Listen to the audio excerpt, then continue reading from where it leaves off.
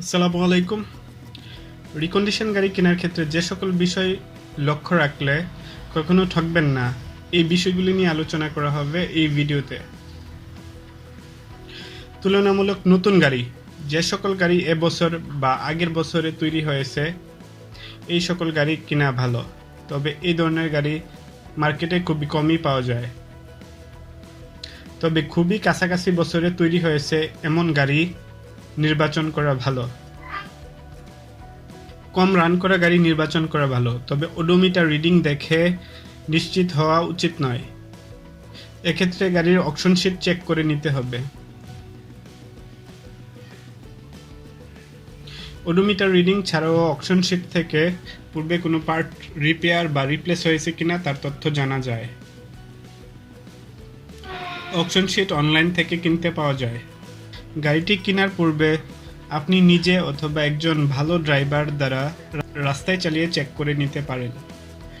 এক্ষেত্রে একজন expert auto mechanic বা অটোমোবাইল ইঞ্জিনিয়ারের সাহায্য নিতে পারেন। নির্বাচিত গাড়িটি একটি অটোমোবাইল ওয়ার্কশপে নিয়ে দেখাতে পারেন। গাড়িটির ইঞ্জিনের অবস্থা বোঝার জন্য ইঞ্জিন সিলিন্ডার কম্প্রেশন টেস্ট করে নিতে হবে।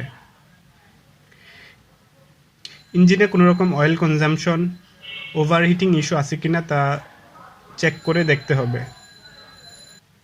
ইঞ্জিন এবং গিয়ারবক্সের কোনো রকম অয়েল লিকেজ আছে কিনা তা ভালোভাবে চেক করে নিতে হবে।